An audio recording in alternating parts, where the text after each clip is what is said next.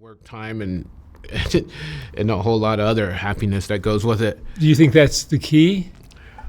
Yeah. For you, is the key, but I see so many people that are coming from your situation, and you can say that their families were the problem or their genetics might be the issue, but No, that's not it. that's not it. That's not it. No, the family. Even though you got the genetics, because I have an alcoholic gene in me, I understand that. I come from an abusive background. I understand that. But as an adult, you get to make choices. You just have to put yourself in an environment in which the choices are going to be favorable, and that takes time. And you need someone to believe in you until you can believe in yourself, and that takes time because you have to develop a completely different mindset.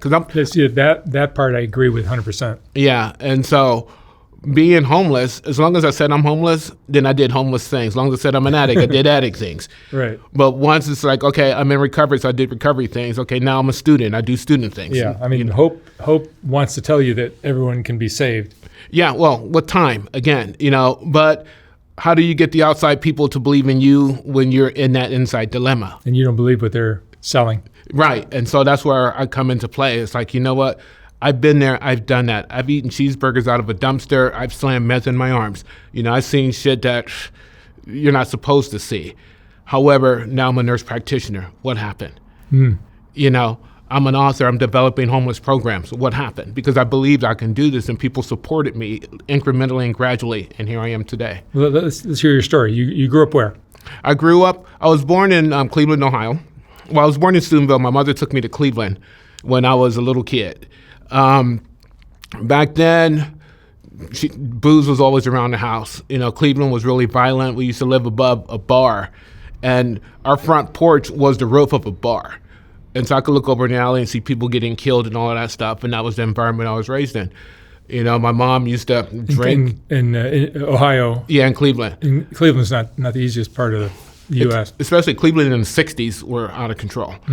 And so I had that lifestyle. And then when I was 9 years old, we used to drink and steal booze. I mean, we were poor. I remember government cheese, and powdered milk. That's how poor we were, But my mom went out and she worked and all of that stuff. I come from an interesting background. I got 2 sisters and 1 brother. None of us have the same fathers, and we're all like within the same age bracket. And so even though I met my brothers and sisters' father, I never met mine. And so here I am, raised like that. And I remember my stepfather and him and my mother used to drink all the time. They get into fights and all of that stuff. And when they get into fights, we just all run into the room and hide from that stuff. But violence was in my family. And they would get drunk and, we'd have to clean up the mess. And that's where I started drinking, just Schlitz malt liquor. I'd never forget, man. So I'm drinking Schlitz out of beer cans and swallowing cigarette butts and all that other stuff. And that was my norm until when I was 9 years old. Me and my sisters got up to steal food out the refrigerator, and we found my mom. She was laying on the floor, and she got shot in the head. And that changed my belief in the system because nobody ever found out who shot her. She survived, but the dude that was in her life disappeared. And so from that point forward, we moved from Cleveland to a little town called Steubenville. And I remember us going to Steubenville, and the only thing we had was 1 suitcase and 3 coats. And my mother and my 2 sisters, my brother already left and lived with my grandmother. And so here we are in Steubenville, and I'm in the 6th grade wearing hand-me-downs, going to a different school. And, all I did was fight because kids are brutal, especially when you're a new kid. And so I remember I used to get into fights and used to run home, and my mother would say, look, dude, here's the deal. If you get into a fight with somebody, you got a 50-50 chance of winning. If you run and come home, I'm beating your ass. You ain't got no chance of winning. And so that was the philosophy I was with. My mom, she took whippings to a whole different level, man. We went from having to pick your own switch to get a beating with to the belt to the extension cord. And once she went to the extension cord, it was just brutal. Was that more a product? Was that more of your mom's trying to protect you for what was coming from and how tough the world was, or was it just her dysfunction? I think that's a good question. I think it was more of her dysfunction because that's what she was taught: spare the rod, spoil the child. And so her way of controlling us was the beatings. Having to prepare for the world, I didn't think about that back then. All I knew is, I was a failure. If I get a beating, I'm damned if I do, damned if I don't. I'd go out in the world, get into a fight. If I lose, then I'd come home and get my ass whipped. So what am I going to do? And so that was the way my childhood was. And I remember my mom, she always worked. She was a house cleaner at a bank.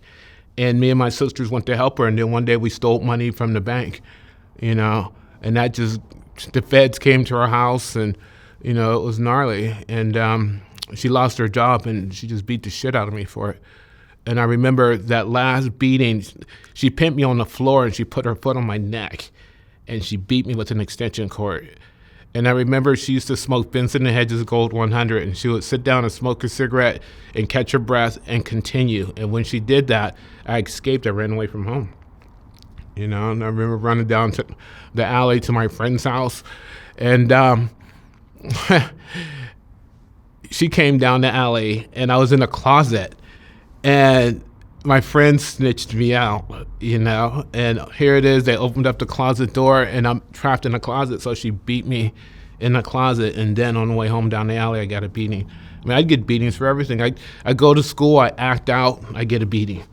I got beaten in junior high school, in the principal's office. You can hear it echoing in the hallway with me screaming. How in the hell am I supposed to go to school with that?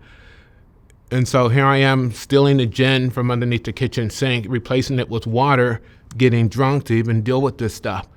And that's how my early teen years was. I remember the first time we discovered what weed was, the first time I got high was on Lipton tea. Because me and my sister rolled up tea bags and it smelled like weed, so I thought it was weed. And so that's the first time I got high, and then I discovered... Did it work? At least I thought it was, and that's how my whole addiction life was. It didn't matter to me later in life what I put in my body.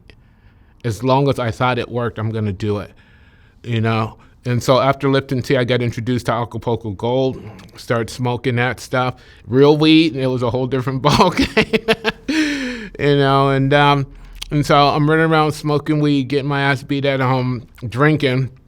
And I started stealing stuff.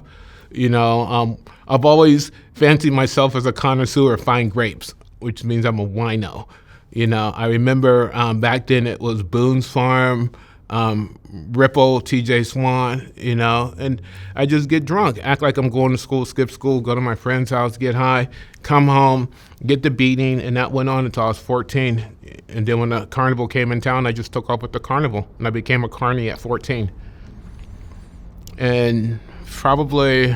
Tell me about the carny lifestyle. That's always fascinating to me. We just go from town to town, set up rides. Yeah, and we know that what a carny does, but tell me about the back stuff that... Oh, you can get as high as you want, and nobody cares. Yeah, because I've seen carnies that are... Yeah, we get loaded. And by then, I learned how to shoot dope, and the first thing I ever put in my arm was a Prelude, and I remember the lady that taught me how to do it had scabs all over her arm. She would just hit herself underneath the scabs. And she was like, hey, you want some of this? I'm like, why not? And so I learned how to shoot dope at 14. And I'm out running around with the carnies and just getting loaded underneath the rides. And even to this day, I still won't go to a carnival because there's always missing shit underneath the ride because we get so twacked out. I don't know about now, but for me, it's like I'd get loaded and just put shit together. The ride I used to operate was the Tip Top. Underneath it is where I slept, and if you got on that ride and looked through the gate, you would see my stuff underneath it. So as you're going around up above me, I'm underneath shooting dope and getting loaded. And I lived that lifestyle from 14 to 18, and we'd go from town to town. I'd get involved in just about anything because I had no rules, Carney taught me how to fight. I'm lifting iron all day. I'm getting big and buff, and I'm already got an aggressive attitude, and I just don't give a damn about nothing. And so I'm going around these different towns, just getting involved with whatever I can get involved with. I remember one time I'm one of those people back then that I'd get drunk and I'd get beer muscles. It's like, you know what, man, I'll fight you, and I can't even stand up straight. But that's just how I was. I remember one time I was sleeping in the truck, and I woke up and there was glass all around me, and in the door there was this big old dent where somebody tried to hit me in the head with a hatchet, and I survived. I've had guns pulled on me once, and somebody pulled the trigger back, and nothing came out. And so, for some odd reason, God wanted me around. And so, the carny I did in the summertime, in the wintertime, I'd get off and go sleep in abandoned buildings, and it was back in Ohio, so it was cold. And so what I would do is I'd get those wooden crates and make furniture out of the wooden crates and just sit in those abandoned buildings and just get high and ride out the winter. I'd steal meat and sell it. I'd steal tennis shoes and sell it. I'd steal whatever I can. I used to climb up on poles and break off this little metal thing that people were using for cable. And I would sell that, just to get high. I started selling weed. From then I started selling acid. Just whatever I can to hustle. And that was me. So I'm living summertime carny, which was, it fed me because we get paid, and, we had credit at the hot dog stand so we can eat, and then you get a smaller paycheck, but at least I got to eat.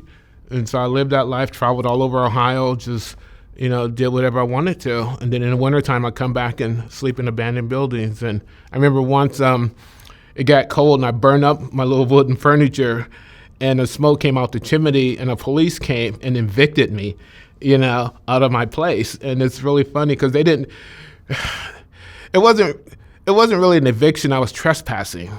And so they threw me out. And so I lived that way. I'm shooting dope. I'm stealing. I'm being a carny in the summertime. Then one day my friend Jimmy said, let's go to California. And the only thing I knew about California was the Beverly Hillbillies on TV. That's all I knew. I thought all of California was like the Beverly Hillbillies. So I'm like, okay, cool. And so we loaded up his '67 Mustang with a dog that threw up in the back seat, and all of my belongings was in a half a duffel bag because that's all I had. And I came to California, and being an addict. I was a full-blown addict by then. I'm shooting dope. I'm smoking. I'm putting anything in my body. And I came out here. When you say shooting dope, what was your drug? Back then it was preludins. And then it was, I don't even know what it's made out of. We used to call it crystal tea. And it gives you the effect of PCP, and I used to shoot that. And then I came out to California, and I thought, I remember seeing a Hollywood sign like, yeah, man, we're going to be like living large. I remember seeing all the big old houses. We cruised by Rodeo Drive, but we just kept on driving. And as we drove, the scenery got different. And then the next thing you know, we end up in Linwood. And it's like, they don't show Linwood on TV. And I'm in Linwood, and it's like, okay. And so I'm there, I'm living. Me and my friend lived with his brother that had this one-room place, and it just wasn't working, so they gave me the boot, which is okay. I'm used to being homeless, and I went and started living in the park. And then that's when I ran into my first gang. And I'm from a little Midwest town in Ohio that there's only two races, black and white. I come down here, and I see Hispanic people, and I'm like, dull in the brain. I'm like, okay, I think these are like light-skinned black people, but they wasn't. It was Hispanic. It was Mexican, and that's when I ran into my first gang. And I'm at the park, and they introduced me to PCP, and so I started smoking Sherm, and I'm selfish. I'm greedy. I'll do a lot of anything because it doesn't matter. PCP, or Sherm, as they call it, is a drug that a lot of my viewers probably don't know much about. Tell us about Sherm. It's a psychedelic. It's a hallucinogenic, and they used to call it wet daddies because you get it in a little vial and you get a cigarette, preferably Cools. I'm good at following instruction when it comes to getting high, and you get a cigarette and you pull the filter out and you take a matchbook and you put the piece of the matchbook in the filter to hold it open, and then you dip the cigarette in PCP and then you light it. It's highly flammable. And so, and it just, it's like a dissociative drug. It takes you out of who you are. And a lot of people call it butt naked because it makes you really hot. And so, you want to take your clothes off and run down the street. Yeah, you see that on Skid Row sometimes. Yeah. And so here I am, I'm smoking PCP. I got introduced to, in Linwood, I got introduced to ether-based cocaine. And I was injecting that. And when you inject ether-based cocaine, it takes your breath away. And so here I am. By then, I think I graduated from Ripple to drinking Wild Irish Rose, because I'm always been a wino, and I like my wine aged in brown paper sack, and I like it warmed. And so I'm drinking wine, I'm sleeping in the park, I'm smoking sherm, I'm injecting cocaine, and life is great. I mean, it's just like, this is it, man. I mean, you think life is great. Yeah, I've arrived. I mean, I can get as high as I want. There's nobody that can tell me what to do. And it's like, I'm cool. And in reality, I'm sitting there, I'm homeless, I'm sleeping in a park. The sprinkler systems wake me up, and I'm strung out, and this is cool, the ultimate high, because who can tell me what to do? I am my own man, leave me alone. I'm already angry. If you say anything, I'm volatile based upon what I was raised with, and those are my skills. How am I going to find employment with that? So the only thing I could do is lie, cheat, and steal. I'm a hustler. I'm gonna get mine regardless. I'm the worst person, and I can look back at this and laugh because it's so stupid. I'm the worst person to give your money to. I'm the worst person to be around with money back then, because I'm gonna steal it, and if I can't steal it, I'm gonna take it. And I got to the point in life where if I don't want nothing, when I don't get nothing, I don't feel anything. And so I didn't care. And that's the way I lived, And I didn't care about bathing. I didn't care about nutrition. All I cared about is how I'm going to get that next whatever. And so I'm at the park, getting high every day. I got introduced to heroin. I'm shooting heroin, mixing cocaine with heroin. I'm speedballing, smoking sherm. I'd go to sleep making sure I got a little something to wake up with. And whenever I did fall asleep, the first thing I do is wake up and, get my fix. And that was it. That was normal. That was my life, and I'm cool. Leave me alone, I used to wear clothes for so long because I never changed clothes. And I remember doing stuff like, if I get high and poop on myself, I just take the underwear and throw them away. I wore a pair of socks so long that I took them off and laid them down, and they got hard like a boomerang. My shoes had holes in them, and I didn't care. Just let me get high. Leave me alone. I didn't know that I was anesthetizing my childhood. I know now, but back then it's like I'm partying, man. I did that for a while. I burnt bridges. That's when I was in Linwood. That's the first time I ever got introduced to a taco. Because in Ohio we didn't have those back then. I mean, hell, we were eating government cheese. And so, I remember smelling burnt tortillas. I'd go to my friend's house and they'd feel sorry for me and they'd feed me, and nobody let me stay the night at their house because I'm stealing. I'm that person. If you let me in and I go to the bathroom, I'm going through the medicine cabinet. That's just how I was. And so nobody would let me stay. I'm sleeping in the park. I'm getting loaded. And I tried to work. My first time attempting to work was at a Jack in the Box in Lakewood. And it's really hard to work when you're homeless because you don't bathe, But as long as I stayed loaded, I didn't care. So I'd go to work and I'm trembling, but at least it gave me something to eat, And then I was stealing food at Jack in the Box. You can sell hamburgers. I mean, I can sell almost anything on the streets, trade it for some dope or whatever. So I'm stealing from Jack in the Box, and I didn't know that they took inventory of stuff. And so the heat was on, I felt that they were going to get rid of me. So instead they transferred me to Costa Mesa. And so I moved to Costa Mesa. I'm still living homeless. Instead I started hanging out in alleys. I was sleeping in carport overhangs where people keep their tools and stuff like that. And And then I'm still shooting dope. I didn't do as much PCP as I used to because it started really affecting me. It was hurting the back of my head from smoking sherm. So I stopped doing that, but I increased, slamming cocaine. I shot heroin until I overdosed, and it scared the heck out of me. I remember coming to, and my friends were stuffing ice down my pants and stuffing bread in my mouth, and I didn't want to do heroin no more, and so I just stuck to the uppers, and I kept drinking, from Wild Irish Rose, I went to Thunderbird mixed with Kool-Aid. I'm a classy bougie drinking, shaker not stirred. If you're gonna put the Kool-Aid in there, don't swish it around, just shake it up.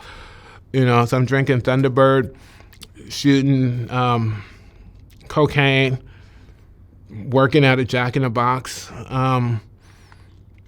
and living on the streets. And I was accepted in the drug community. I can go anywhere and pick up. And that's one thing that's dangerous about an addict is we know where we can get it, and I got to the point where I really didn't care.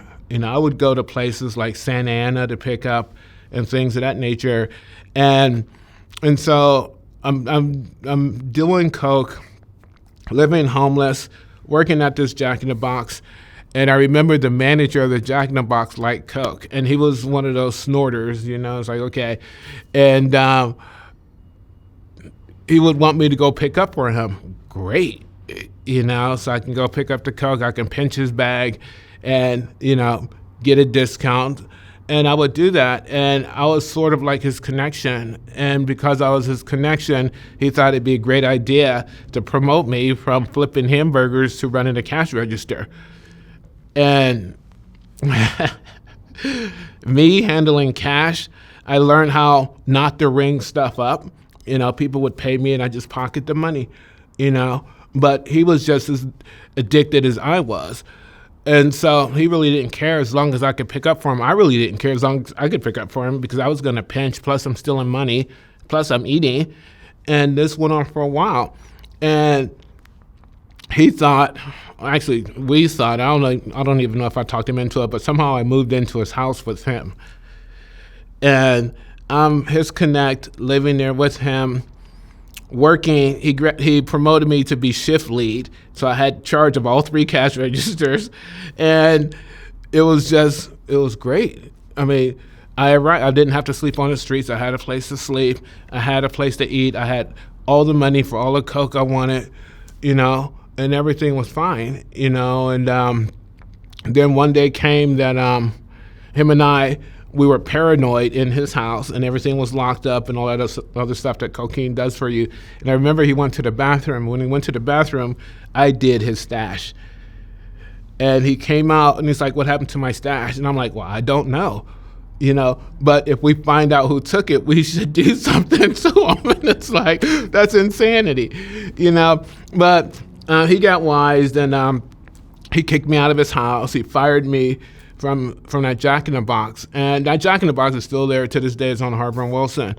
And at one point in time, when I was working at that Jack in the Box, I was selling dope out the drive-through window, and I had business. I mean, I arrived. I mean, that's just me. That's what was my thinking, And once he fired me, that shut that down. But I've already had my little spot on Harbor and Wilson. And back then they had a payphone there, and I had a pager, of course. And that's where my life started going downhill. Now, my mom had survived. And when I ran away from home, I disconnected from my entire family. I haven't seen my family. Well, I've seen them recently, but back then, I haven't seen them in a while. And so people would ask, "Where's your relatives?" Like, I ain't got none. I ain't got nobody. I got me. And so I'm selling coke on the corner of Harbor and Wilson. And back then, that's when this whole freebase thing got popular. And, I'm still trying to figure out is you take cocaine and you mix it with baking soda, or you wash it down with ammonia and you make a rock. Well, if you wash it with ammonia and you make a rock and you're in Southern California, that's freebasing. But if you mix it with baking soda and you're in Compton, that's crack. You're still smoking cocaine regardless. And so I'm into that kick now. And I'm selling crack. I'm on the corner of Harbor and Wilson. And that was the first time I got arrested. Now, I didn't know in Costa Mesa back in the days, there was only 4 black people in Costa Mesa. Only 4. And I was one of the 4. But I was the only one that was out at 2 a.m, with no jacket on or anything, just sweating balls. And, and my disguise was I was wearing a Dare t-shirt, and that's when I was going through that whole Dare kick. And so that was my disguise. So I'm standing on Harbor and Wilson. I got arrested the first time, and they put me in Orange County Jail. And I did, I think, 8 months, and I got out, and I returned back to Harbor and Wilson and started again. And the second time I got busted, and they sent me to Donovan prison. And so I'm sitting in prison, and it's like, okay, well, there's something going on. There's a problem. And something has to change. So I thought, okay, I can hide the stuff in that little coin pocket in your pants. And so I got out and I went back to Harbor and Wilson. And I got busted again because they found the coin pocket. They found the dope. And so this time they sent me to Chino. And I went to Chino. And from there they sent me to, I think, Avenal State Prison. And so I'm sitting in Avenal and thinking, well, there's a problem. And they sentenced me to 16 months. I did 8 months and 20 days. And in 8 months and 20 days, I got wise. And I said, okay, I'm going to put the drugs in my sock this time. And so I got out and I went back to Harbor and Wilson. And I got busted again. And this time they sent me to Chino. Then they sent me to, I think, Delano Correctional Facility. And I'm sitting in Delano, and each time my points are getting higher. And I'm sitting there in prison thinking, okay, there's a serious problem going on. And so I figured that once I get out, what I'm going to do is I'm just going to hold the drugs in my hand. And when the police come, I'm going to throw it. And so I got out and I went back to Harbor and Wilson. And I got busted with the dope in my hand because I forgot it was in my hand. I'm not a rocket scientist at all. I quit school in the 8th grade, man. I got held back in the 7th grade 3 times and twice in the 8th. And I spent 1 day in high school, and that's because I just walked in and walked out. And so this is my thinking, And so when they sent me back to prison, they sent me to, I think it was Chuckawalla Valley State Prison, and it's hot in Chucky's house. I mean, it's freaking hot. But I can do. Is that what they call it, Chuckawalla? Huh? Is that what they call Chuckawalla State Prison? Yeah, Chucky's house. But I can do prison. I can do control. If you control me, you put me in a box, I'll stay within my perimeters. I can do time. I know all the rules. I know how to hustle in prison. I mean, I can hustle anywhere. That's just how I've been conditioned. And so I'm in Chucky's house, and I'm thinking, there's a problem. Each time my points are getting up, they're giving me more time, and prison wasn't a deterrent for me. It was 3 hots in a cot. It was a place to live, because once I got out, I went back to the streets again. And so I really didn't care about going to prison. I really didn't care if I lived or died. Just leave me alone. And that was my life. I'm not harming nobody, so I thought. I'm out there selling drugs. I'm thinking I'm not harming nobody. And so they released me from Chucky's. I'm in Chucky's. I'm thinking, okay, I know what the problem is. Okay, the problem is Harbor and Wilson. That's the problem. So I paroled, and I got out, and instead of going to Harbor and Wilson, I went 1 block south to Harbor and Victoria, and I got busted there again. And I got busted, and this time they sent me to High Desert State Prison, and it was a brand new prison just opening, and it was just crazy. It was hot. It was rocking and rolling. There was people getting stabbed all the time. I mean, it was like prison just changed from being in the level 2 where everybody's like, to like a level 3 and 4 where people are like dying. And I mean, to be honest with you, I can do prison, but I didn't want to do that kind of prison. And I was happy when we got put on lockdown because I can stay in my cell. I don't have to get out and hurt nobody. I'm just a drug addict that don't care about life. And so I'm in prison, and I'm thinking, okay, there's a problem, And I finally parole, and I went back, to my old stomping grounds, Harbor Boulevard. I figured that if I didn't hang out on Harbor and Wilson, I didn't hang out on Harbor and Victoria, just hanging out in that little strip would be safe. And I'm doing the same thing, By then, I graduated from slamming cocaine I started slamming meth. And I remember that whole transition from, I used to be able to do a half a gram of cocaine and feel good. My ears would ring and all that other happiness. I thought I could slam a half a gram of methamphetamines. And no. I was crying to Jesus, man. I'm like, Lord, don't let me die. I mean, my heart was racing. I'm all sweaty. I'm super scared. And I got through that. I just learned not to slam so much until I built up a tolerance. But I got out. I'm slamming meth. I'm selling meth. And I'm getting arrested for selling meth. And next thing I know, I get arrested again. But this time, the police officer asked me if I wanted some help. And I'll never forget his name, Officer McCullough. And I didn't realize that a police officer works the same beat. So he knew me, And I got to the point where it's like, come here, Brown, and it's like, okay, what, I just gave up. I really didn't care. You're going to put me in jail, great, I'll get healthy. I'm going to do the same old stuff again. I'm tired. And he looked at me and he goes, dude, don't you think you should get some help? Up until that point, I didn't know I had a problem. I really didn't, And when he said, don't you think I should get some help? I'm like, yeah, And so I didn't know that he knew Nancy Clark that had a treatment center. She worked with alternative sentencing people. And here I am, they put me in jail again for my detox. And when I go to jail, when I'm out in the streets, I get trashy. I mean, my clothes don't change. My hair gets nappy. I mean, it's just a mess. And when I go to prison, or when I'm in jail getting ready for prison, I get the little cheesy comb with the razor blade in it and cut my hair all up, and I'm all bald, and I'm doing push-ups and back arms and getting all buffed out, ready to do the prison thing. And I got prepared for prison, and this lady shows up, and I'll never forget, she's got bright red hair, and she was smiling, and she's like, I want to help you. And I'm like, who are you? Because nobody's ever said they're going to help me. I thought that, what? Who wants to help me? Leave me alone.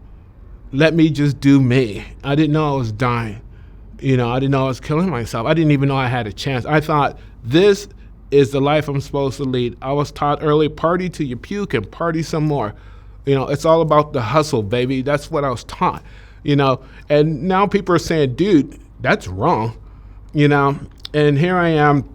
I lived that way from the age of 14 until 35 when Nancy asked me if I wanted some help. And I'm like, okay, what do you want me to do? And so I detoxed in jail. 60 days later, I was getting ready to get released that night. And normally if I get released that night, from Orange County Jail to Costa Mesa, you have to go through Santa Ana. And I knew what to pick up in Santa Ana. And so my plans was, they was going to release me. I was going to pick up and maybe show up at this treatment center, And God had different plans for me, They made me stay until the morning, and some lady named Jill came and picked me up. And I'll never forget Jill, because when Jill first picked me up, here's this lady, she's all clean cut. I mean, she's nice looking, she's smiling, and she's like, hey, you want a cigarette? I'm like, what do you want from me? And she goes, nothing, And then she said, do you want some Chinese food? I'll never forget that. And she took me out to eat. And then she took me to this treatment center, which is an apartment complex. And she goes, do me a favor. If you're going to leave, don't jump over the fence. Just walk out of the gate. And like, you're going to trust me? Because, see, what my plans was maybe I can sell some dope out of this treatment center and nobody know what's going on. And she took me to this place, and I walk in the yard, And all of these people were like coming up going, hey, welcome, you know? And I'm like this angry ball of mess going, who in the fuck are you? I mean, it's like back up, you know? I remember the first guy came up and he hugged me because I'm going to love you till you love yourself. I'm like, hold on, wait a minute, man. It's like, it ain't that kind of party, bruh. You know what I mean? I'm from prison. You're not going to love me till you, oh, hell no. You know, and I later on realized, you know, what that was all about. But these people were nice. I mean, Marnie gave me a little coin sack full of coins. She gave me like 30 cheeseburgers. And they're like, I'm like, why are you guys all nice? You know, what's up with, I was a stranger in a strange land because nobody's ever been nice to me unless they want something. I'm like, what do you guys want? What's the deal? And they're like, this is just what we do. And I'm like, oh, okay. And then they put me in an apartment by myself, you know, and I thought, yeah, it's cool. I got my own place, you know, it's just a matter of time. The judge sentenced me there for a year.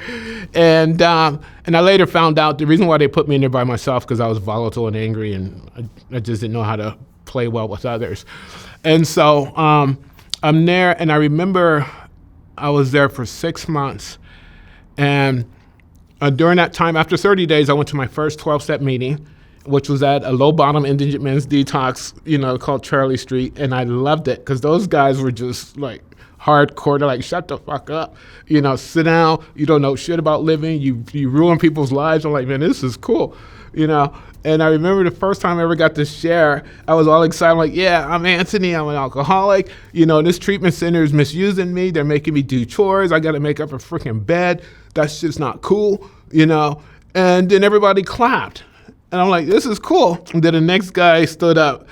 I'll never forget. He goes, my name is Pete. I'm an alcoholic. And he goes, you're a whiny little bitch. Why don't you shut the fuck up? And I'm like, hold up, wait a minute, man. I mean, I just got done doing time. It's like, don't you see my muscles? He's like, I don't give a fuck about your feelings. I'm like, whoa. I'm like, dude, will you be my sponsor? You know?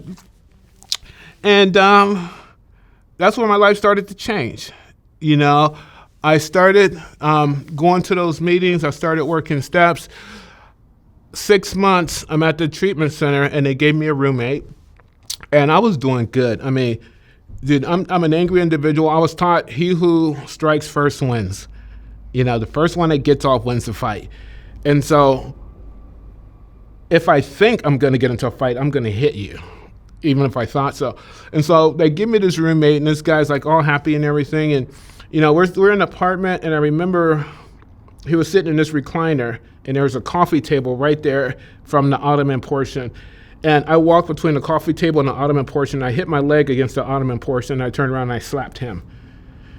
And he went and told. And I'm like, and we had a meeting. And I was like really mad at myself because I went 6 months, man, without being the old me. I mean, I was doing good. And I cried, man, because it's like,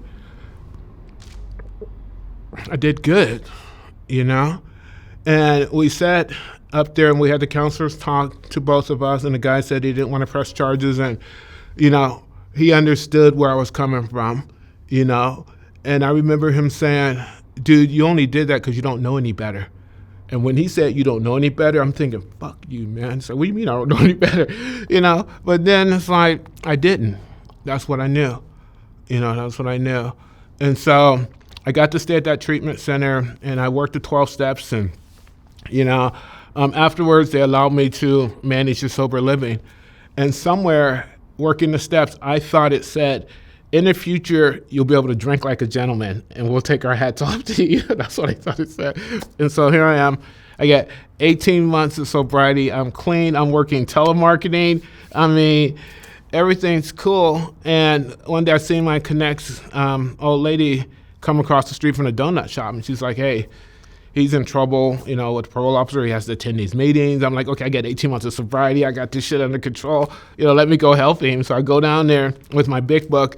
He's got a freaking meth lab going on in his apartment, you know.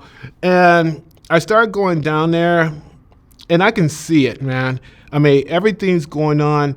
It's like debauchery galore. I mean, there's people freaking and geeking and tweaking and doing all of this stuff on mass. And I see all of this stuff, and then I go back to sober living, where it's like, da, da, da, da, da, da, you know, it's like, this is, it seems like I went from a Metallica concert to listening to elevator music, you know. And in this recovery environment, I didn't have nothing. I had sobriety, but I didn't have no money. I mean, everything I got, I gave to the treatment center for rent. They taught me how to budget at that treatment center because all I knew was, here's my check, sign it, here, I owe you some money. And they told me one day, it's like, dude, why don't you cash the check, get $50 for yourself, and then give us the rest. I didn't know that stuff, And so I'm living this lifestyle. I'm going to meetings, I'm going to work, I'm going to treatment center, blah, blah, blah, blah, blah. That's such an important part that that we rarely talked about on anywhere, or on my channel at least, about how important little things like how to handle money. Yeah. I didn't have like these homeless people. Sometimes I get jaded where I've done so many talks. I've done 9,000 talks now in 6 years, and you lose hope sometimes because I see these people come in and out, in and out, in and out. Nobody's teaching them how to handle money. Mm-hmm. No one's teaching them how to dress for an interview, a job interview. No one's teaching them how to deal with life. Right. How to rent an apartment, how to show up for a job interview, even how to cook on a stove. There's so much that these people just do not know. They are undeveloped humans. Right. Their parents didn't teach them. Their friends didn't teach them. Nobody taught them. Right. What I was taught from a youth is take what you want and screw everybody. That's what I was taught. You can't get far in life like that, I've discovered. And so here I am. They taught me how to budget at this treatment center. I ended up having to learn how to make my own bed, do chores. Because between that treatment center and those meetings, my sponsor would say stuff like, dude, that's your responsibility. You need to go to work. You need to do your own chores and all of that stuff. And I'm like, okay, because I kind of liked being welcome into some place. I had developed an isolated life being homeless. I mean, I didn't have no friends. I didn't want no friends. I didn't have nobody. Nobody wanted to be around me. Nothing. And here I am with a place. It's like, dude, welcome. Come on, sit down, break bread, have some food. Let's go to this place. I remember going to a meeting in Newport Beach, and the dude's like, we're all going to dinner. I'm like, I ain't got no money. He goes, I didn't ask if you have money. I just said we're all going to dinner. I'm like, you want to take me? So here I am, this ghetto fabulous individual, and I'm in Newport Beach, and they're taking me to these snazzy restaurants. And I'm like, this is kind of cool, because they wanted to be around me. And I felt that, and I liked it. And so all was well till I went to my friend's house, and then I discovered how dull my life really was.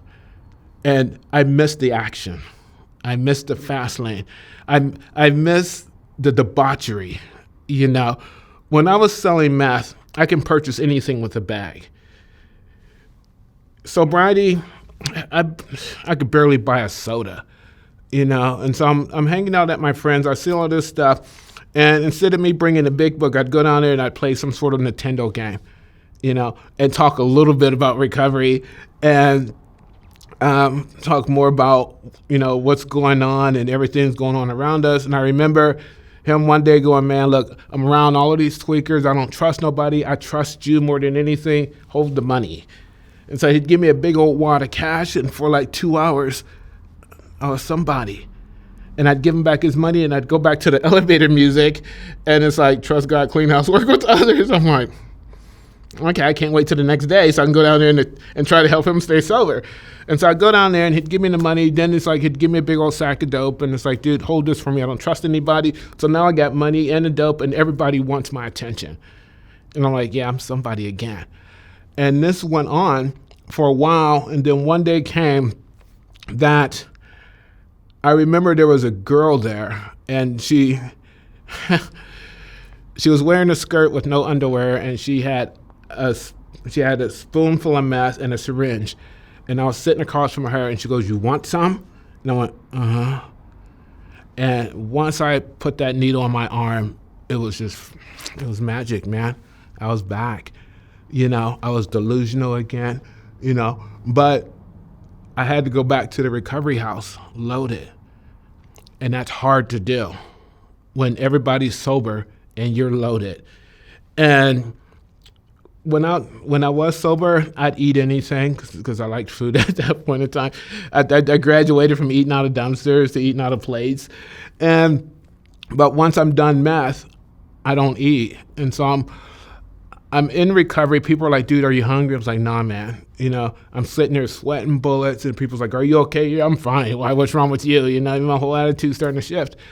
And this went on for a while, and then one day came where I started dealing again, and I had 18 months. I didn't have 18. I had probably a year's sobriety, but I had 18 months out in the streets, and I'm dealing. And I remember going to Riverside, and I got pulled over, and they found 67 grams of meth in the backseat of my car, And I remember it was March 27th of 1999 when I'm like, I can't do this. I can't get high and go back to this treatment center. I don't even like who I am. I'm delusional. I'm seeing shit. I'm shrinking, all of that stuff, all of those beautiful things that come with doing math, but it's hard to do in treatment. And I remember March 27th, I remember there's a saying that says, a head full of AA and a belly full of booze don't mix. Okay. And for people who get in recovery, they know exactly what that's all about.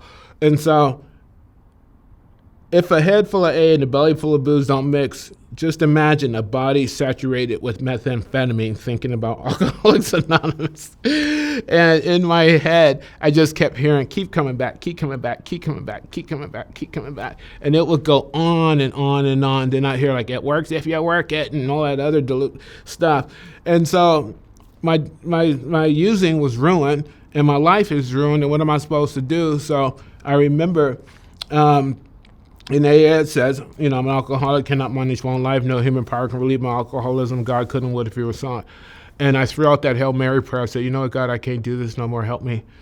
And for me, the way God helps me is he physically removes me from society. And on March 28th, 1999, I got arrested in Riverside, California with 67 grams of methamphetamines. And on March 29th, that was my official sobriety date of 1999. And since then, I haven't drank or used a drug. I remember going to court, and I had to call a lady from the treatment center saying, hey, I screwed up. She goes, yes, I know you screwed up. They raided my house. I'm like, okay. But she was still there. She goes, you know what? The only thing you have to do is just start your sobriety date all over again. Just get back into the program. And I remember I'm used to Orange County jails and Orange County courts. I go to Orange County jail. It's like I know the deputies. I know the game. They put me in Riverside. I don't know anybody. I'm like, what the hell is this? And I remember the judge was going to sentence me 12 years with 80% because I had a bunch of priors. And Nancy came down and she talked them into giving me 5 with half. And I went to prison with a whole different outlook that time. I didn't want. I'm that guy who would go to prison, spend all of his commissary for a little skinny joint. I'm that guy who would go to prison and somebody gives him a little methamphetamine and I get paranoid because the police is there. That's me. I went to prison that last time and my life was completely different. I wanted sobriety. I had a taste of it. I lost it and I wanted it again. And so I started doing everything. I got more involved into the AA community in prison. And everything was great. And I'd walk around and I'd pray. And then I remember one day I was walking in the yard and I looked in this trash can and there's this little red Bible that was all like mushed together with all kinds of shit on it. And, and I took that Bible off to my cell. And I remember, and I still have that Bible to this day, and I remember opening the Bible and drawing out each page from the sunlight from my window. And I would ask God questions. I kept a journal, and I would ask God questions. I turned the page, and it was like there. And I started a relationship with God that was like really up close and personal. I learned the 23rd Psalms by doing push-ups. I'd have myself doing a set of 50 push-ups. I have to recite the Psalms. If I mess it up, I have to start all over again. And so I learned the 23rd Psalms doing push-ups. And I got really close with God, I could feel it, and I got baptized in prison. They dunked me in the water and all that other stuff. And so I got out of prison, and Nancy picked me up, and everything was good. I got to start a new life here with an 8th grade education, and then one day I went to the park that I used to hang out at, and I said, you know what, God, check this out. You know, I know cars run on gas, and I know this bench is solid. I know this for a fact. You prove to me you exist. I'll do whatever you want me to do. Now, I'm a firm believer that you go right to the source when you want an answer. And God reaches us in a way that's close and intimate to every one of us. It does. What happened to me may not happen to everybody else, but I can tell you what happened to me that day. And when I asked God for that, I closed my eyes and I opened it, and the trees above me was like really bright and then 3D and then pastel. And I looked around the ground, and there was all kinds of little animals surrounding the bench. And I felt this really, really cool calmness that entered my body. And I was given 3 instructions at that time. Don't hate, don't intentionally hurt anybody, and always finish what you start. Those are the 3 things, and I still live by that principle today. And that happened, and I'm like, okay. And then it's just, I got my GED in jail. I had to finish everything I started, so I went back to school to become a psychiatric technician. I passed that class. I got licensed as a psych tech. I continued to go to school. I got my associate's degree, and so I had associate in arts degree, an associate in science degree, and a psych tech license. And I continued to go to school, and next thing you know, I'm entering the RN program. And that's when I realized that all the damage that I did in the past is going to come back and bite me in the ass right now. Because when I applied for the RN program, I got fingerprinted, and they pulled up my rap sheet. And they were telling me, well, we don't know if we can even license you as an RN because you have an extensive drug history. I have everything under the sun when it comes to drugs, whether it's, possession of controlled substance, transportation of controlled substance, it's just, and it was ongoing because every time I get busted, it's because of a dope. I've never got a DUI ever. I never had a car either, but, I always told me I never lost a household because I was homeless, but when I was going to school to be an RN, I had to call the nursing board under their enforcement program. And I asked them, it's like, can I get a license? And like, well, we can't tell you. First you have to finish school. And so I'm like, okay, so if I put in all this money and effort for school and they don't give me a license, then I'm screwed. But if I don't do it and I have a chance of getting a license, then, I gave up an opportunity. So I prayed about it. And I went to 12-step meetings, and I would tell people this and all that stuff. And they're like, dude, finish what you start. That's what you told us you're supposed to do. And so I went through school. And it's really funny because the hardest class I took was statistics. And I failed statistics 3 times, And I learned one thing about failing the class. 1, you can repeat it. 2, take the same teacher because you know what they're going to teach. And I finally passed statistics. I finally passed the RN program, and I went to apply for my license. And they told me, they said, look, we can give you a license, but we're going to revoke it and put you on probation, and you have to go to these meetings, and you have to take drug tests. Well, by then, I was already clean. This was in 2011. I was already sober and clean for 12 years, Probation, I knew probation like the back of my hand, and going to meetings, I've been going to meetings, so it was nothing. And so I did that, and I passed, and they gave me a license. They put it on restriction for 3 years. I got off of that restrictions, and I was able to practice as an RN. And so in the meantime, while I'm going to school, I'm working at this treatment center, being a house manager. I'm saving up money. I'm working for the state. And I'm doing all of this stuff, and then, everything is great. And so here I am. I got my RN license, and I started working as an RN. And that's when I started developing programs. I wrote a program to help the treatment center set up a dual diagnosis program within their treatment center. And that went over really big. And so that's going on. I haven't drank or used a drug for about 10 or 11 years. I'm looking at life, man, accepting responsibilities, doing really good. And I got my RN license. And then I decided I'm going to go back to school to get my bachelor's license. And so I go to school, and they asked that I show some sort of history of what I've been through before they can accept me in college. And so I prepared this big old packet and submitted it to the school, and they said, okay, we're going to allow you to go to school to get your bachelor's in nursing. And when I created that package, I started thinking, well, maybe I should do something about my past. And so at that point in time, I started going to court. And I remember going to an attorney because Nancy was familiar with alternative sentencing. And she's like, well, I got friends. I went to one of her friends who was an attorney. He goes, dude, why would I charge you for this? Why don't you just do it yourself? And I'm like, okay. And so during that period, I was going to court to represent myself. I called my brother. I mean, at that point in time, my mom had passed away finally. And I flew back to Michigan to meet my family. And they were all strangers.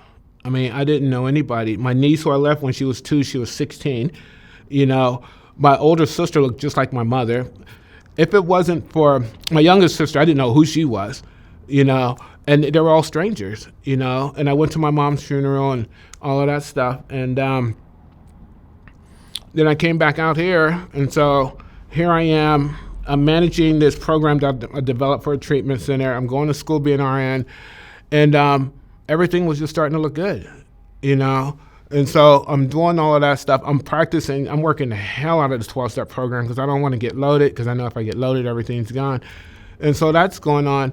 And so here I am in RN. I went to work for this mental health hospital.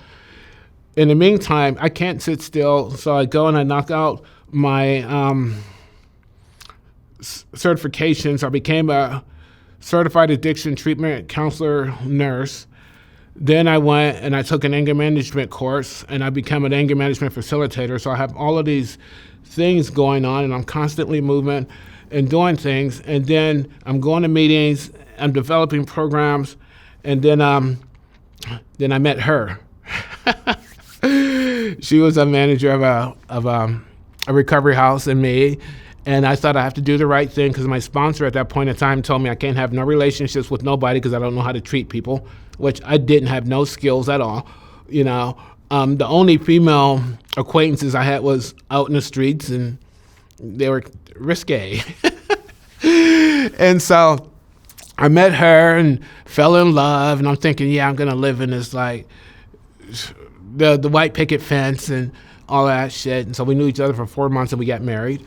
And 6 months later, we got divorced. And but she's the one that was the catalyst that brought me out of that treatment center, and we got our own house. That was the first house I've ever owned. And then after the divorce, I paid her off and got the house.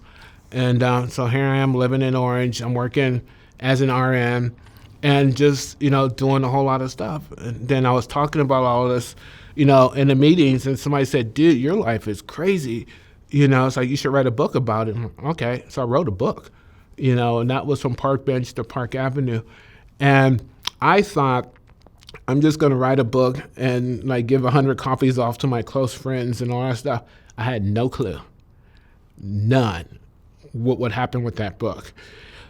A friend of mine gave this book to Christine Devine of Fox News, and Christine did a story on homelessness. And during that story, Dr. Drew Pinsky was in the studio, and he heard my story, and Christine called me and said, Dr. Drew wants to meet you. And I'm like, okay, you know, and he's going to love this because I didn't know the difference between Dr. Drew and Dr. Phil. Okay. And so I'm like, okay, Dr. Drew wants to meet me. And he gave me a call. And he's like, dude, I love your story. I really believe in what you're doing. We got to do something about the homeless stuff. You know, you're a subject expert in it, you know, because let's talk. And so that's when I did my first show with Dr. Drew. The next thing I know is like people are reaching out to me saying, man, you know, can you talk about homelessness? There's a documentary they did called Los Angeles Homeless in LA. I got to be on that. And I'm just like, all right, man, you know, I have a purpose for something, you know. It's important for me to let people know that just because you come from that, you can be something. I want to be the voice. I want to be the example But they always say your actions speak so loud people can't hear what you say. And so I just got into action. I started doing things, for the homeless community. And I'm doing this, and I'm promoting my book. I'm promoting homelessness. This was during when COVID was in play. I was the director of nursing at a psychiatric hospital, and I remember people dying and all of that other stuff. And because of my history is what makes me a stronger person today. And I remember we were working with a lady who had young lady who had respiratory failure, and she was crashing. And I ran into the room, and I just started working on her. And my assistant, because I was the director of nursing, my assistant was there. She goes, "Dude, you don't have gloves on, you don't have a mask on." I'm like, "Yeah, but this person's like dying, And then when we got done, we had our post conference about it, debriefing, and she was like, "Do you realize you was in with a COVID positive person? You had no protection on, and you're dealing with this. Aren't you worried?" And I go, "Well, I used to eat out of a dumpster. I used to shoot all kinds of shit into my body. I was homeless. You think COVID wants to come into this immune system?" And we just laughed about it, And so we walked through that whole COVID thing. Then after COVID, everything just blew up with the book. I'm out doing interviews, podcasts, and things like that.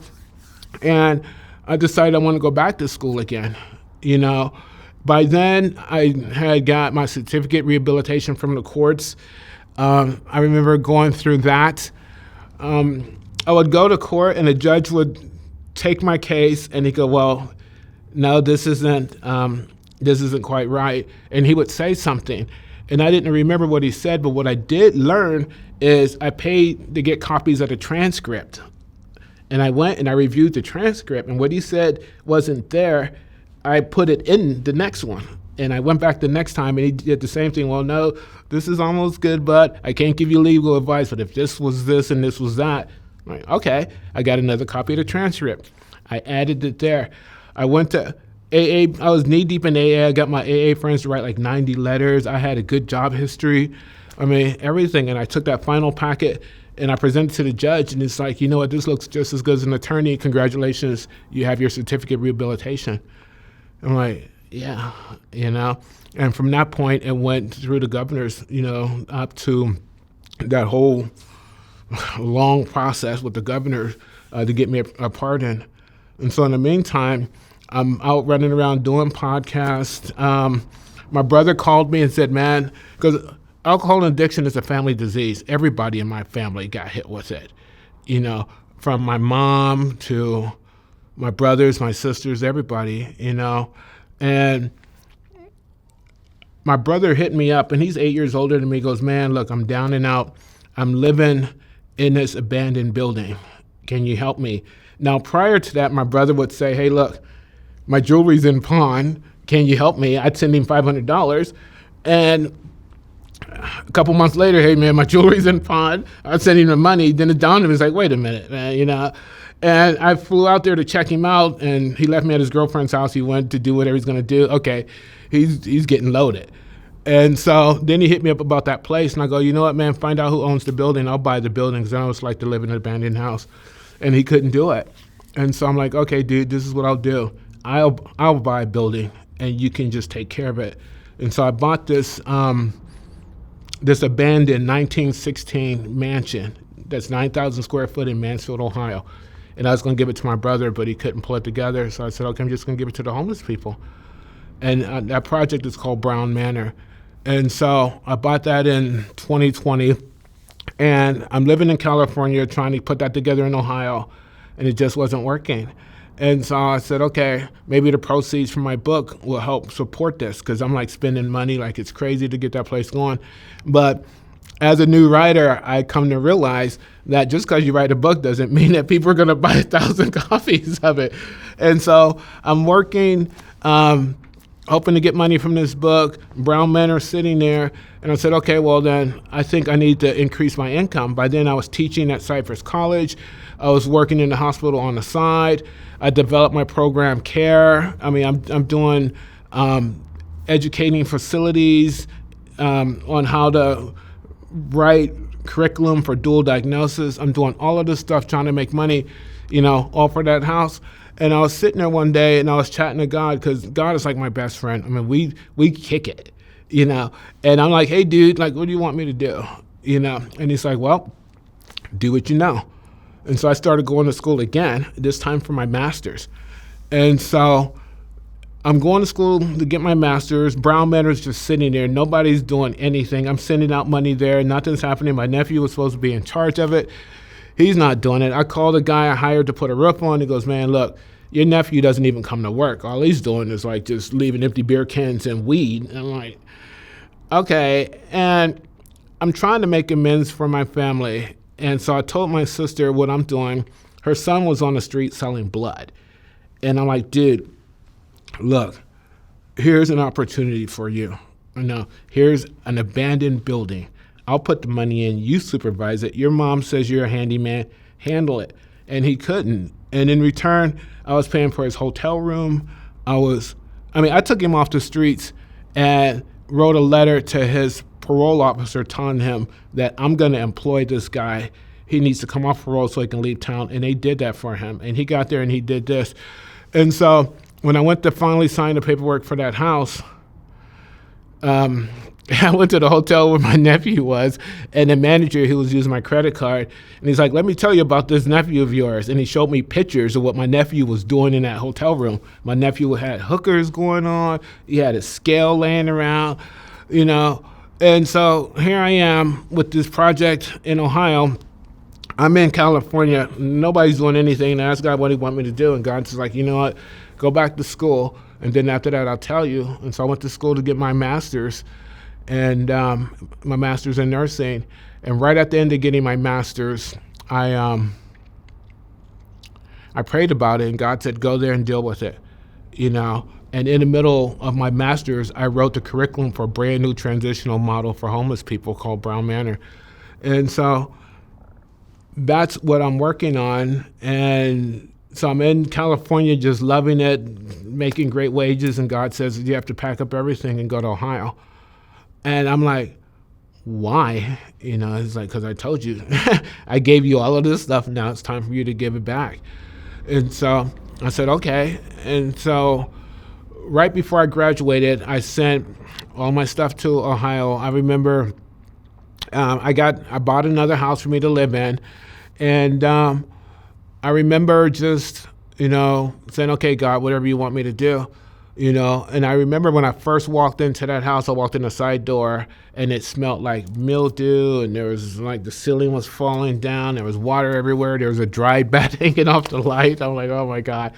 You know, and I went and prayed and came back the next day, and I seen the most beautiful place in this entire planet, man. I mean, stained glass windows, crystal glass all over the place. I'm like, okay, you know, it's time to get busy.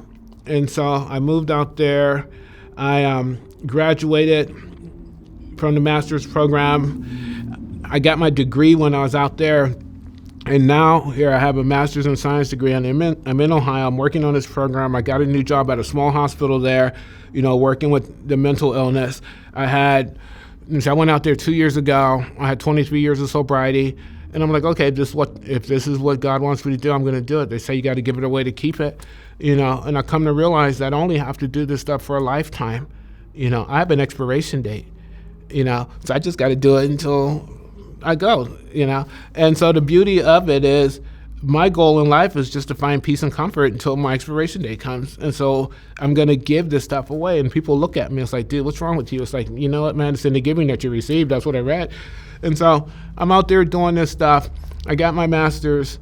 And just recently, a friend of mine that I went to school with contacted me and go, dude, do you realize that you're a nurse practitioner in California?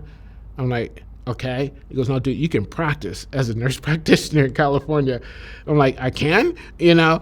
And I'm in Ohio, got all of this stuff going on. And Ohio says I have to take a state board certification thing. In California, it's like, no, you just got to have your license, get your DEA number, and all of that stuff. And so I'm sitting there thinking, and this is just recently, you know, I'm out there working on this program. I created a nonprofit in my mom's name to help me deal with my resentment towards her. And it's called the Jeanette Jones Hopper Foundation. That way I found peace in what my mom did. And I come to realize that she only did what she knew. She only beat me because that's what she was taught. And I had to let that go because something was holding me back. And in discovery of that, I come to realize that I don't like cooking. I don't like shopping. I don't like none of that stuff. And I had to figure it out because here I am, like in my 60s, and I don't like cooking. What's the problem? And I looked at it and I come to realize that I had some suppressed childhood issues. I didn't like cooking because when I was little, my mother, when she was drunk, used to make me scramble her eggs. And if the eggs wasn't a certain texture, she'd throw the plate at me. That residual stayed in there, and that's why I didn't like cooking. And I come to realize that I'm like, you know what? I need to fix that. And so I created a foundation in her name so that she can always help people. And so we have the foundation going. It's brand new. I'm learning a lot about nonprofits. I went to school to be a nurse, not any of this other stuff, And so here I am promoting the nonprofit. Here I am promoting the book. I'm doing everything it takes so I can get our brothers and sisters off the streets. I am a nurse practitioner. I'm constantly studying, looking for different ways. I came up with the philosophy that the homelessness problem, it isn't a self-worth or self-esteem, it's a self-concept. It's who we believe we are. What makes a cook a chef? Because he knows he can cook. What makes a doctor really good? Because he knows he's a doctor. So what makes a homeless person really good? Because they think they're homeless, and people reinforce that. And so my thing with Brown Manor is I only want to put 10 people in there, and we're going to change and do a paradigm shift in the way you're thinking. And it's not going to be overnight. I understand that. But it's not going to be difficult. If I think it's difficult, it's difficult. It's just we get to resolve some issues, and we're going to take time doing it, And with 10 people, I've learned from my research, and here's where a lot of the systems are failing. If you take a group of homeless people and put this group of homeless people in a new environment, what you're going to do is create a new homeless environment. Okay? But if you take an individual and you allow them to start changing, then you add another individual in that change, everybody changes gradually and incrementally. And then you reinforce approximations. You don't have to get it perfect. Just do something towards being right. And we're going to reinforce that. And so that's my philosophy, that's my ideology, and I look forward to it. We're going to celebrate small victories. I sit next to homeless people all the time, and I talk to people. I'm not afraid because you smell different, because, hey, guess what? I smell different, But look at what we're capable of doing. If I can do it, almost anybody can do it. If I hear the naysayers going, what's the use? It's like, you know what? You're the problem, okay? Because once you start telling people, all my life I was told I was a piece of crap, I'm not worth anything. No, I am not a piece of crap. I'm an individual that has some adjustment issues and maybe don't have the proper coping skills to deal with situation as it presents itself. But I can learn. I'm not afraid to learn. And so I want everybody to understand that there's more than meets the eye than that. Everybody in the streets is somebody's mother, brother, sister, grandmother, something. Those are human beings. And what's really fascinating is a lot of people are just one accident away from being homeless. One accident away. You get into an accident and you use up your insurance, and then you're going to start selling all your stuff. And then what are you going to do? It's a transition. You'll go from a house to a hotel room with a car to just a car if you don't change that trajectory. People should understand that, hey, if I can't get a job as a CEO, flip a hamburger. Just so you can get some self-esteem, self-worth, and start believing in yourself. And hang out with people that's going to reinforce that belief. That's my thing. And that's my message I want to get to people. Anybody can do it. If I can do it, I was told once that I'm a statistical anomaly. Here I am, I'm black, I never met my dad in my entire life.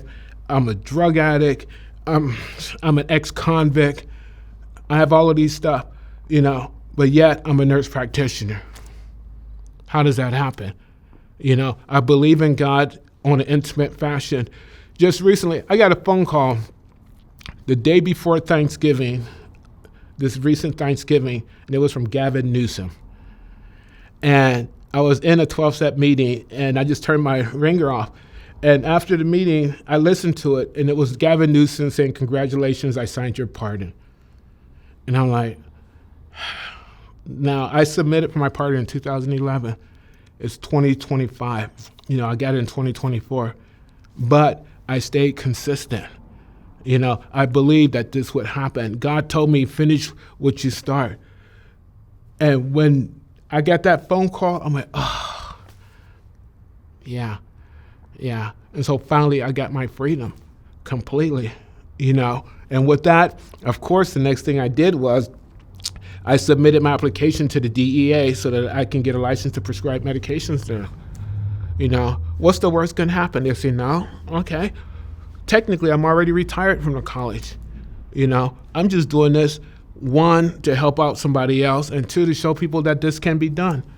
That's what it's all about for me.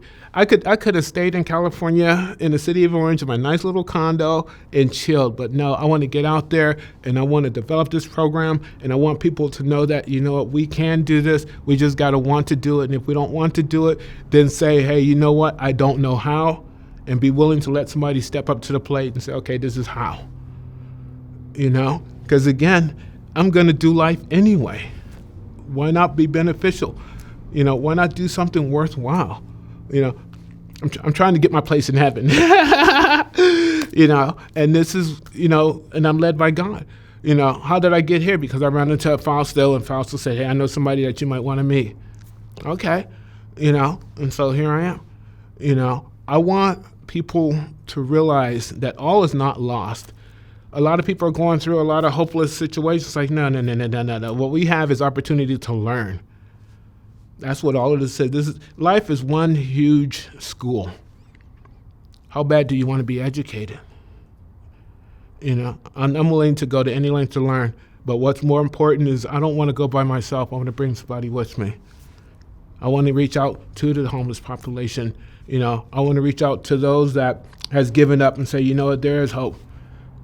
I want people who have a lot to say, let me invest in a little.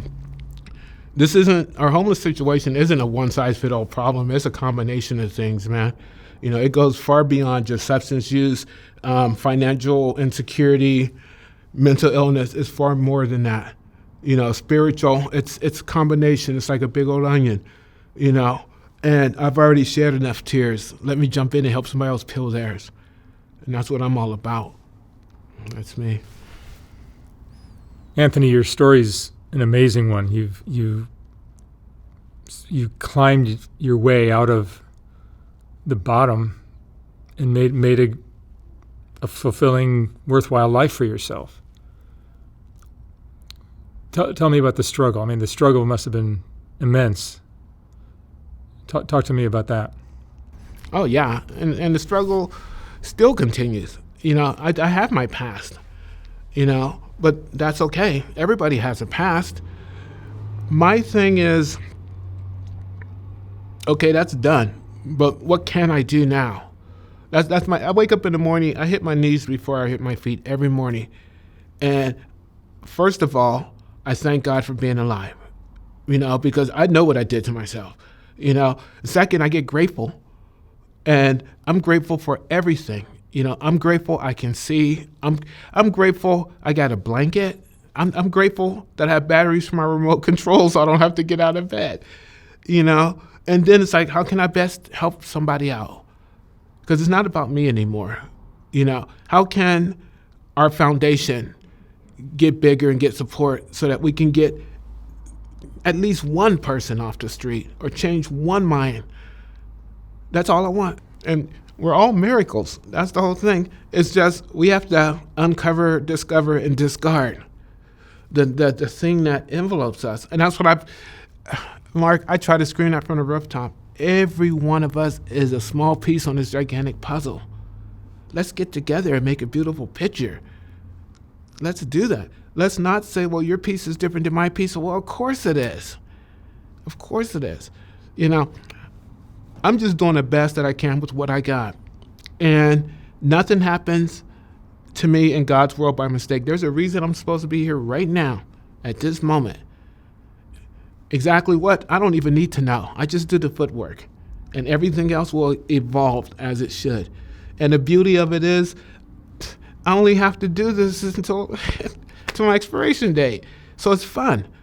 It's fun, And what's fascinating is, that's why I say, if we can work internally to remove our blinders, then we get to see people for who they are. I don't see good and bad. I just see individuals in different levels of their transformation through life. And I'm blessed with being able to see that. And I wouldn't have been able to see that unless I had to go through what I went through. I had to go through the beatings. I had to go through the drug use. I had to go through prisons just so I can be compassionate and brave enough to deal with that lady who was going through her respiratory system crashing and me being fearless. I had to do that. I had to have compassion. So when I'm at work dealing with some of the juveniles that's in the mental health hospital, I had to say, I know what you're going through, and I'm not mad because you're acting out. I'm glad that you can tell me what's happening, regardless of how you say it. I developed, and it's funny because I do work with some minors in a psychiatric hospital, and one of the things we developed was ice cream therapy. They're having a bad day. Let's discuss this over an ice cream sandwich. And they're like, okay, and it's very therapeutic.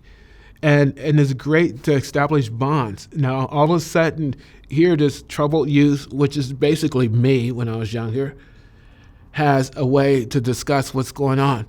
And once we can talk about it, we can find some solution. We don't have to run in fear and shut down and isolate ourselves. I've been there and I've done that. Okay, we don't have to anesthetize ourselves with drugs or deal with pain by cutting ourselves. Every behavior says something. I want to hear it. Talk to me. I talk back. And let's break the ice over an ice cream sandwich. Or let me sit on the floor when you're so depressed you can't get up, and let's talk about that. Let's open a window because I care about who you are.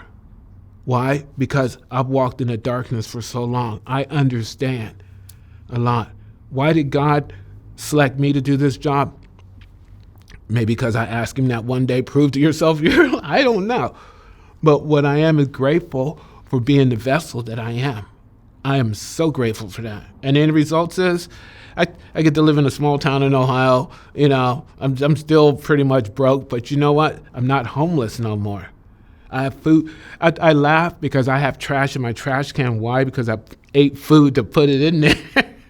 Little things like that means a lot to me.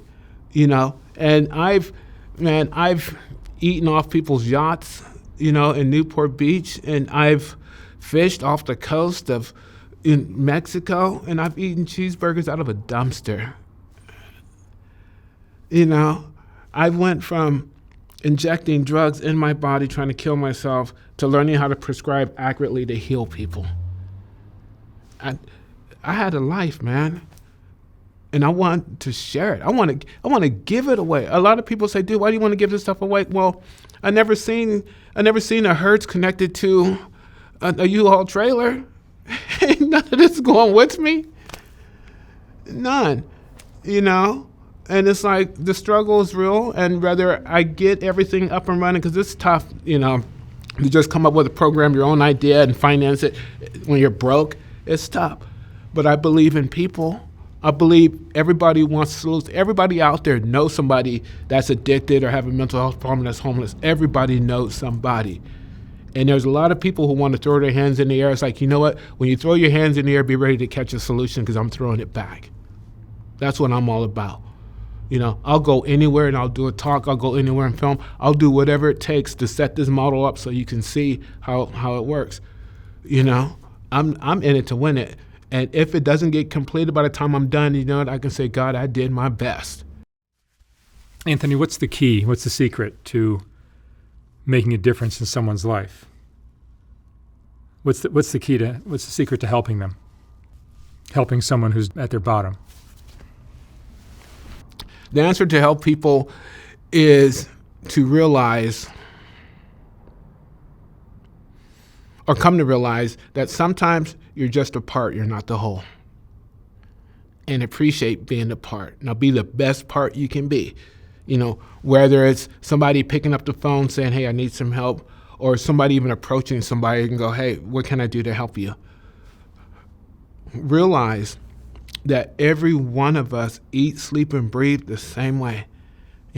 All of us have a history. Maybe people might not be as adventurous as mine. Okay, but everybody has a history. Okay, none of us is going to get through life alive in the end. We all have an expiration date. Every one of us. Okay, that's what makes us all different. If we're born, we're going to die. That's just biological. I can explain to you biologically because my major is in biology. But the thing is, understand that if you're confused because of something, then maybe that's not your part. Okay?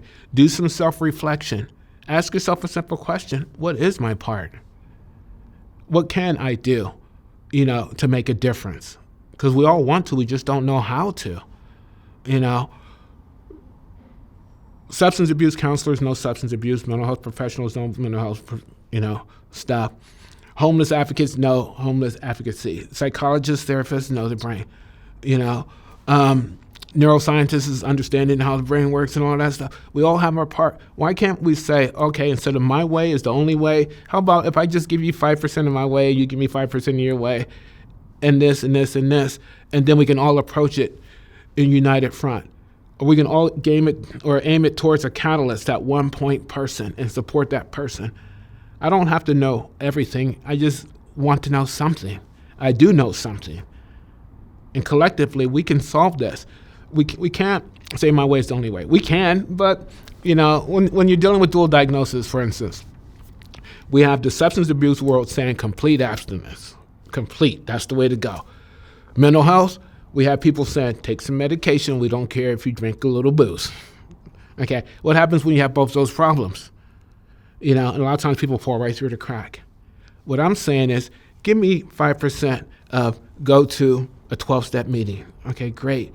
Understand that relapse doesn't have to be part of recovery, but think about biologically what you're doing to your liver as you drink that booze. And then you're on a mental health say, okay, I understand that alcohol is going to interfere with your medication. Maybe you shouldn't drink. Let's all unite our services instead of saying, no, my way or the highway. Or unfortunately, sometimes funding gears toward the language. And it's like, we need to stop all of that stuff. Because what are we doing? There's homeless camps out there. What are we doing for that person? And for the person out there in the street, realize that, and you already know, when I was out there in the streets, I knew I was worth something. I just didn't know what. I had no clue I would develop into this, but it all started with somebody saying, hey, you know what? You have a problem. I do? Okay, great, Einstein. What's my problem? If I got a problem there, how are you going to fix it? It's like, no. I'm not going to fix it. You're going to discover a way to fix yourself. And I'm just going to give you the tools and you play with it. You might not be really good at using this tool right now, but you practice. My next book is called The Ghetto Practitioner. And it's all about how you practice getting your life in order by dealing with situations. Because everything we get is just a little tool on how to practice. That's what life is all about. We're given these tools or these situations and these circumstances like, okay, how do you fix it? How do you get out of it? How do you adapt and adjust to it? You practice.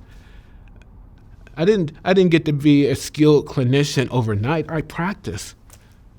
You're a photographer. You didn't get to be a good photographer overnight. You practice. The same thing with everything else. We practice. I didn't learn how to walk until I practiced learning how to crawl. We practice. It's that simple, But just because my thing in life is mental health or substance use or homelessness doesn't mean yours have to be. There's people. I'm developing a nonprofit. And I'm doing it because it's helping me heal. I don't know how to do a nonprofit. I had to get other people that know how to do it. And I had to understand these are my limitations. I'll let you do it. Because it's not about me, it's about we. Brown Manor takes a lot of construction stuff. I can screw in a light bulb. That's about the extent of my handyman stuff, But have some difficult breathing. I'm your man. And I know other people that can swing a hammer better than me. Let them do it. I don't know how to raise funds. I don't, but I'm willing to have somebody teach me, or not teach me because I don't have time for that. I can only do so much, but help me, so that we can help other people. And then those people, we can teach other things. Inside, like you said, we're all angels. Inside everybody's that little angel. It's just people haven't unfolded their wings yet. Let's dust up these little angels a little bit, and you'd be amazed at what you're going to get. Look. Wow. What an amazing and inspirational story, Anthony. God's got this. Sometimes we just have to ask him what it is. What it is. Thank you.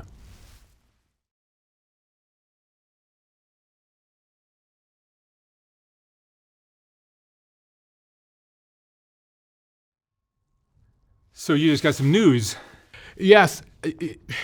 My life is good these days. Literally, while we were doing that talk, you got an email? Yeah, I got a text from, there's a guy out here that asked me if I would work for him. And I said, okay, well, yes, I'm a nurse practitioner, but I don't have my DEA license. And since I got my part in, I figured, okay, I might as well submit it. So that triggered me to put in the paperwork just literally a couple days ago. And so I submitted the paperwork, and then right in the middle of our interview, I look at my text, it goes, here's your license. And man, I'm like, what? And I blew it up just so I could see it. And I can prescribe narcotics. I can prescribe all medications, Schedule 2 through 5. And what does this mean for your life? Oh, it takes it to a whole different level. Meaning what? You can prescribe drugs that will help people with their addictions? Yes, I can work with patients. I can literally see patients. Oh, I see. And so what that's going to help me with Brown Manor is I can oversee the individuals who can't afford health care. Because it's not about, like I said, it's not about me, man. What can I do for other people? And so it's like a twofold thing. One, people get to see how literally I came from where I come from to what I'm capable of doing now. Yeah, you're one of the rare stories of somebody who went from the bottom, the very bottom of like homeless society to like you just got visited by the DEA. You just got the ability to prescribe drugs. Yeah, I just opened it up, and sure enough, there's my name on there and my prescribing number. I can write prescriptions on a DEA letterhead. On a DEA letterhead, and it's just it doesn't stop. The momentum doesn't stop. Yeah, when you're doing good things and for the right reasons. Right, and it always attracts, and that's why I said earlier, just let's reinforce approximations. Let's get close, and then celebrate that, and then watch what happens when you take the next step forward. Because all I did was, again, this didn't happen overnight. It was gradual, incremental, and consistent steps. And I just did the footwork. I went to school, I got the license, I went to court, I got the certificate, I put in the emails to the governor, I got my pardon, and then from there I just submitted the paperwork. And God knows, since I'm not drinking or doing drugs, I do have extra money to invest in stuff. To simplify your journey from being a homeless person to where you are today, there were people like Fausto or people like that, right, who are working with people who have no hope, who are just lost. And they are doing the things to give you what? To give you hope. To give you hope. And to give you the steps to possibly do the right things. Not that everyone is going to do it. A lot of people relapse and fall apart. But some of us, some of these people will take this opportunity and build this, and then take the next step to build that, and then the next step to build, and that's how you build a life. Right. Somebody will plant a seed. And somebody will give them the dirt, and somebody will water it. Then the sunshine comes, then the nurturing and the loving, What would you say are the elements to do that?